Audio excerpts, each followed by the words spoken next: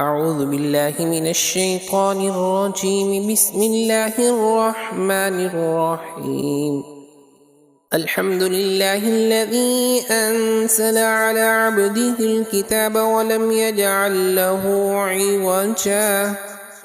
قيما لينذر بأسا شديدا من لدنه ويبشر المؤمنين الذين يعملون الصالحات أن لهم أجرا حسنا ماكثين فيه أبدا وينذر الذين قالوا اتخذ الله ولدا ما لهم به من علم ولا لآبائهم كبرت كلمة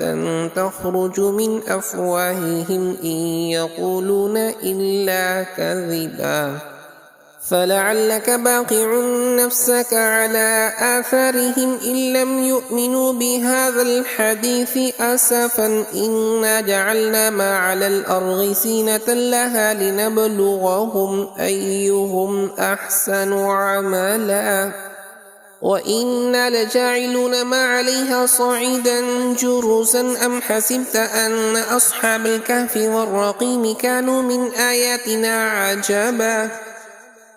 إذ أوى الفتية إلى الكهف فقالوا ربنا آتنا من لدنك رحمة وهيئ لنا من أمرنا رشدا فضربنا على آذانهم في الكهف سنين عددا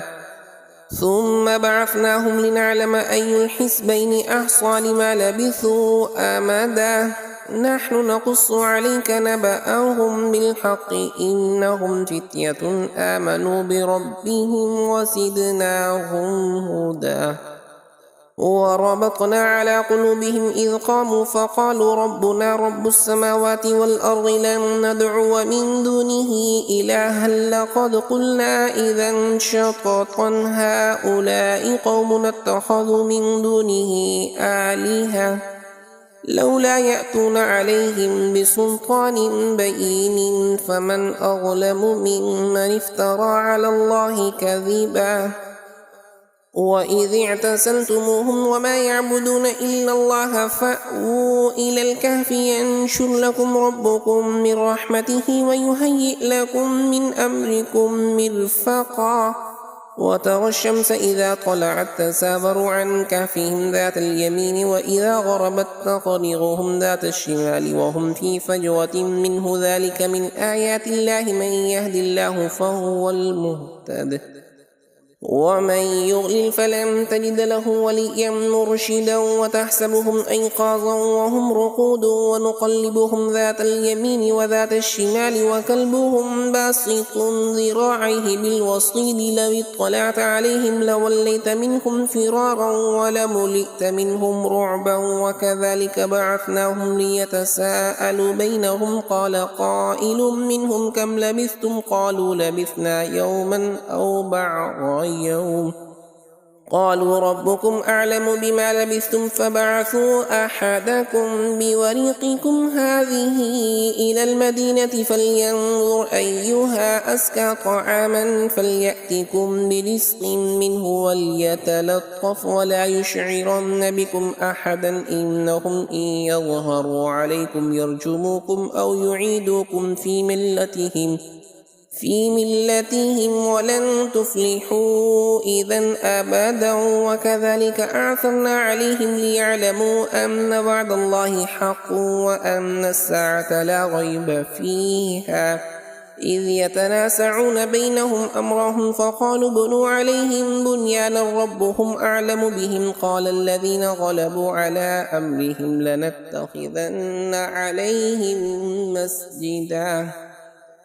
سيقولون ثلاثة رابعهم كلبهم ويقولون خمسة سادسهم كلبهم رجما بالغيب ويقولون سبعة وثامنهم كلبهم قل ربي أعلم بعدتهم ما يعلمهم إلا قليل فلا تمار فيهم إلا مراء ظاهرا ولا تستفت فيهم منهم أحدا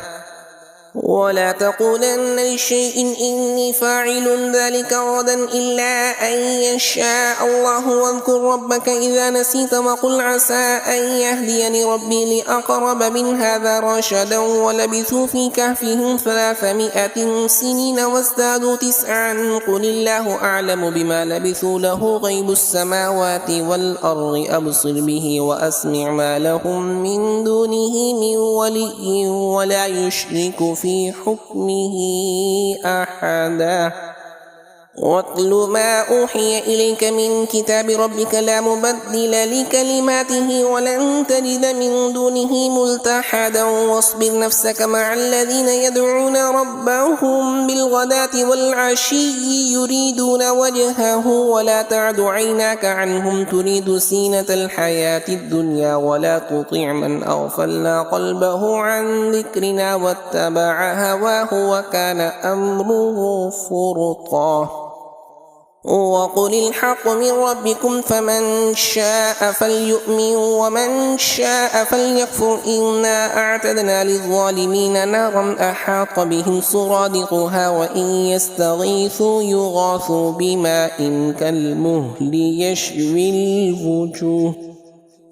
بئس الشراب وساءت مرتفقا إن الذين آمنوا وعملوا الصالحات إنا لا نضيع أجر من أحسن عملا أولئك لهم جنات عدن تجري من تحتهم الأنهار يحلون فيها من أساور من ذهب ويلبسون ثيابا خضرا من سندس واستبرق متكئين فيها على الأرائك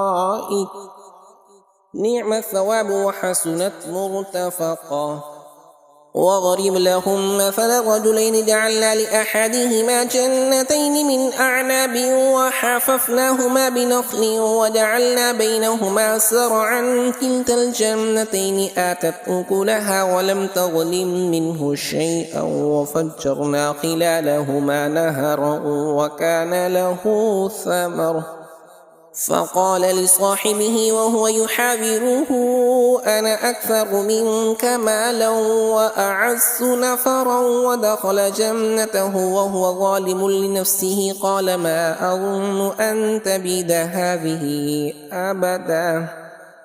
وما أظن الساعة قائمة ولئن رددت إلى ربي لأجدن خيرا منها منقلبا قال له صاحبه وهو يحاوره أكفرت بالذي خلقك من تراب ثم من نطفة ثم سواك رجلا لكنه الله ربي ولا أشرك بربي أحدا ولولا إذ دخلت جنتك قلت ما شاء الله لا قوة إلا بالله إن ترني أنا أقل منك مالا وولدا فعسى ربي أن يؤتيني خيرا من جنتك ويرسل عليها حسبانا من السماء فتصبح صعيدا زلقا أو يصبح ماؤها غورا فلم تستطيع له طلبا وأحيط بثمره فأصبح يقلب كفيه على ما أنفق فيها وهي خاوية على عروشها ويقول يا ليتني لم أشرك بربي أحدا ولم تكن له فئة ينصرونه من دون الله وما كان منتصرا هنالك الولاية لله الحق هو خير ثوابا وخير عقبا واضرب لهم مثل الحياة الدنيا كماء إن أنزلناه من السماء فاختلط به نبات الأرض فأصبح هشيما تذروه الرياح وكان الله على كل شيء مقتدرا المال والبنون زينة الحياة الدنيا والباقيات الصالحات خير عند ربك ثوابا وخير أملا ويوم نسير الجبال وترى الأرض بارزة وحشرناهم فلم نغادر منهم أحدا وعرضوا على ربك صفا لقد جئتمونا كما خلقناكم أول مرة بل زعمتم أن لن نجعل لكم موعدا ووضع الكتاب فترى المجرمين مشفقين مما فيه ويقولون يا ويلتنا ما لهذا الكتاب لا يغادر صغيرة ولا كبيرة إلا أحصاها ووجدوا ما عملوا حاضرا ولا يظلم ربك أحدا. وإذ قلنا للملائكة اسجدوا لآدم فسجدوا إلا إبليس كان من الجن ففسق عن أمر ربه أفتتخذونه وذريته أولياء من دوني وهم لكم عدو بئس للظالمين بدلا. ما أشهدتهم خلق السماوات والأرض ولا خلق أنفسهم وما كنت متخذ المضلين عضدا. ويوم يقول نادوا شركائي الذين زعمتم فدعوهم فلم يستجيبوا لهم وجعلنا بينهم موبقا. ورأى المجرمون النار فظنوا أنهم واقعوها ولم يجدوا عنها مصرفا. ولقد صرفنا في هذا القرآن للناس من كل مثل وكان الإنسان أكثر شيء جدلا. وما منع الناس أن يؤمنوا إذ جاءهم الهدى ويستغفروا ربهم إلا أن تأتيهم سنة الأولين أو يأتيهم العذاب قبلا. وما نرسل المرسلين إلا مبشرين ومنذرين ويجادل الذين كفروا بالباطل ليدحضوا به الحق واتخذوا آياتي وما أنذروا هزوا. ومن أظلم ممن ذكر بآيات ربه فأعرض عنها ونسي ما قدمت يداه إنا جعلنا على قلوبهم أكنة أن يفقهوه وفي آذانهم وقرا وإن تدعهم إلى الهدى فلن يهتدوا إذا أبدا. وربك الغفور ذو الرحمة لو يؤاخذهم بما كسبوا لعجل لهم العذاب بل لهم موعد لن يجدوا من دونه موئلا. وتلك القرى أهلكناهم لما ظلموا وجعلنا لمهلكهم موعدا. وإذ قال موسى لفتاه لا أبرح حتى أبلغ مجمع البحرين أو أمضي حقبا فلما بلغ مجمع بينهما نسيا حوتهما فاتخذ سبيله في البحر سربا. فلما جاوزا قال لفتاه آتنا غداءنا لقد لقينا من سفرنا هذا نصبا. قال أرأيت إذ أوينا إلى الصخرة فإني نسيت الحوت وما أنسانيه إلا الشيطان أن أذكره واتخذ سبيله في البحر عجبا. قال ذلك ما كنا نبغي فارتدا على آثارهما قصصا.